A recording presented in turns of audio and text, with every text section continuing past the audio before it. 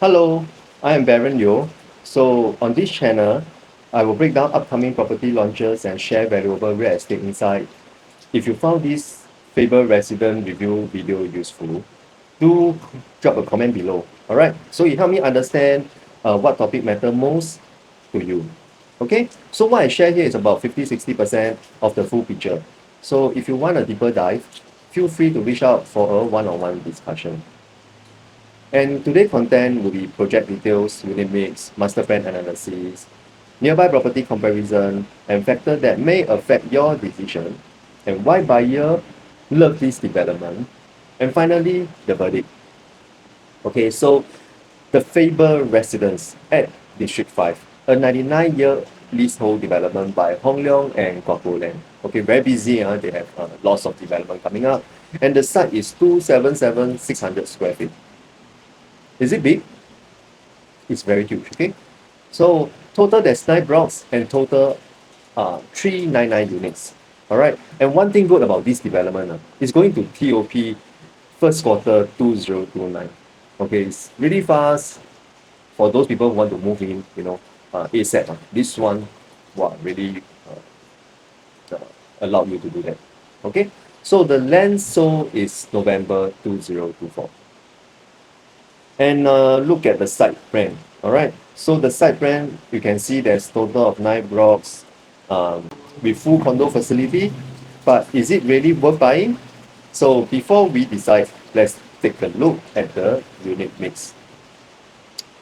Yeah, so this development consists of 2-bedroom to 5-bedroom. As you can see, the 2-bedroom is about 20% of the development. The 3-bedroom in total is about 50%, and a 4-bedroom is about 10%, and a 4-bedroom standard, slightly bigger, is about 15%, and finally for 5-bedroom, 5%. All right, so it seems to me that the developer are focusing on the 3-bedroom because there's about 50%, and most likely it's because due to within 1 kilometer from this popular school. Okay, so let's take a closer look at the master plan.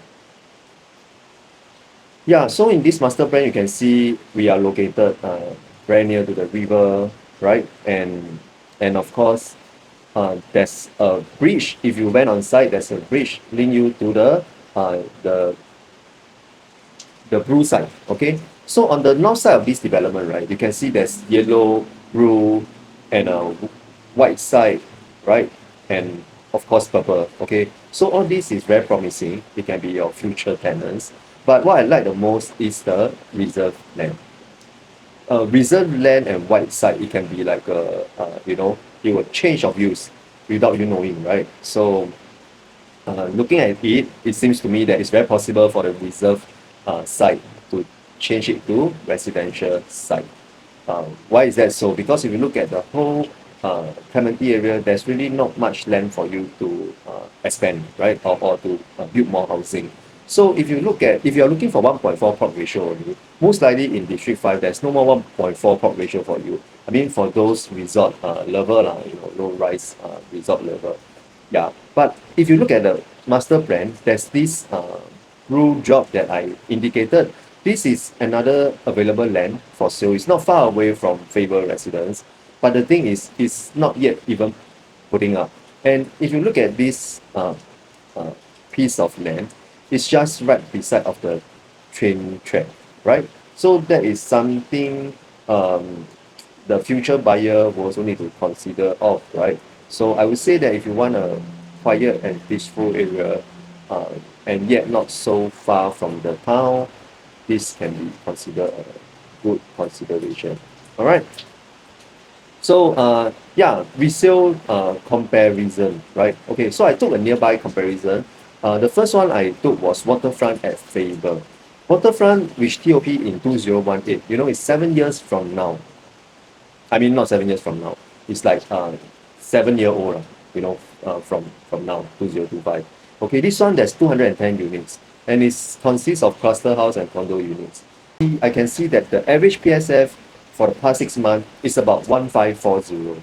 Okay, so imagine Faber resident TOP in 2029, and by then, this one waterfront at FABER and FABER Residence that's about 11-year-old in age difference. The next one I took and compared was a Winsler Grand. It's slightly newer, TOP in 2022, right? So over the past 6 months, the average PSF is about 1897. Okay, but the highest done was 2002. So after all, this one is like a 3-year-old property, right? So lastly, I also did some research on nearby launches, and their transacted price I found that it's about 2548 PSF on average. Okay, they do not have uh, MRT and almost very similar to FABER Residence. But the only difference is they are high-rise building. So that is not a completely fair comparison, right? And that's why I focus on the lower level one, anything below 5. And I found out that the average PSF is still around 2,300. So I wouldn't want to name the development. You can always DM me, I can share with you more detail if need to. Alright. So let's look at the launch price. But before showing you the launch price, I realized that just 2 months ago, Springleaf launched, and uh, both Springleaf and FABER Residence, the land cost is around 900 to 905 PSF per plot ratio. Alright, and both have a same starting from, which is 1995 PSF. Okay, so but the question is, can we always expect the same such a starting price, right? I mean, based on the finding, it's unlikely we can see land cost this low again. Alright, but personally, I feel that FABER residents offer a unique opportunity. You are entering into a matured town, okay, and leveraging the future development on the north, like JLB, and infrastructure is already ongoing, right? And finally, the scarcity of land, especially in this area, okay, and it makes this project even more significant.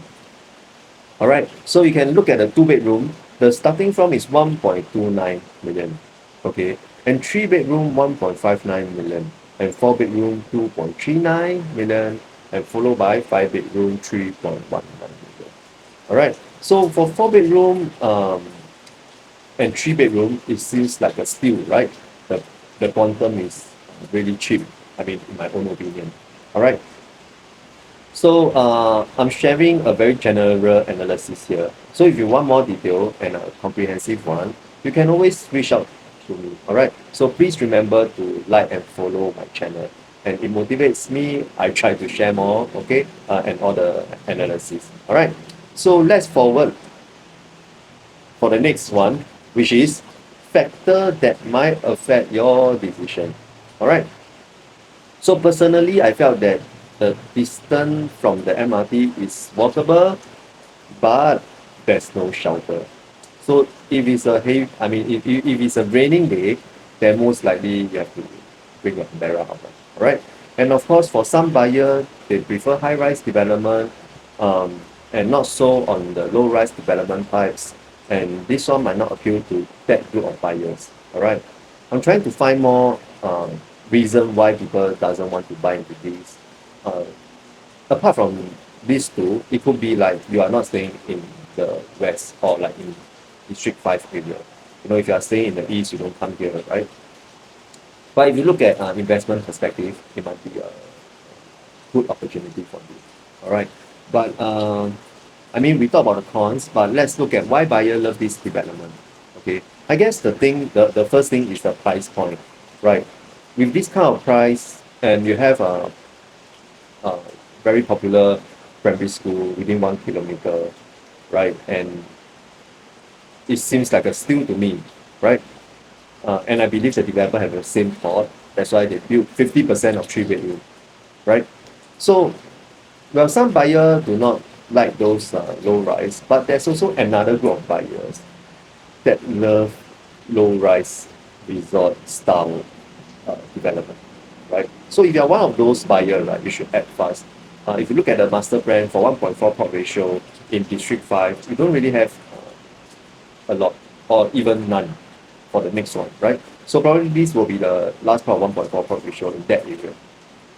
Okay, last but not least, I will take this. I will feel that if you look at this location, right, it seems that the area around Clementi is going through a transformation phase, right? I mean, with development like JLD, Cross Island Line, Greater Waterfront City, right? Clementi is like mm, at the right of the heart of these changes. All right. So on top of that, I think the plus point is the HDB price in that area have been performing well, right? And this is another key factor to consider.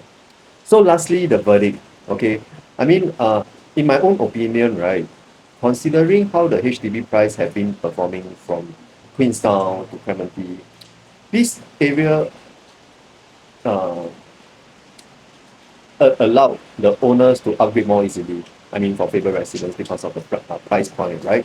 And Queenstown to Clementi, all the HDB pricing has been rising every year. All right. So, but we shouldn't forget that condo in Queenstown versus the condo in Clementi does have a price gap different. So for those looking for a change and wouldn't want to go into uh, D3 condo, maybe due to the price, if then I would think that FABER residents have a very attractive quantum for people who staying, uh, HDB, Clementi, or even Queenstown area to upgrade, right? So this could be a very solid reason. I mean, the price and not too far away from where they stay. Okay. So another thing is Jurong Lake is undergoing a major transformation, right? So which will take time, and of course the whole district will be busier, a lot of construction, all the truck moving around. So people who staying in that area, like Jurong East now, if they want to get a good escape, I would think that they wouldn't want to move towards to the west, so they might go down to the east, which is Clementi, and also Clementi offer a convenient, right, and attractive alternative. And again, lastly, the price. It seems affordable. All right. So finally, I would think that the price point is the key factor to this uh, the hype or the buyer making a decision to buy. All right. And lastly, this video is really for information purpose only. I mean, the market may change without any prior notice, right? So if you want a full analysis, please DM me, okay? And please leave a comment below. I love to hear what you think, okay? Thank you and see you again. Bye.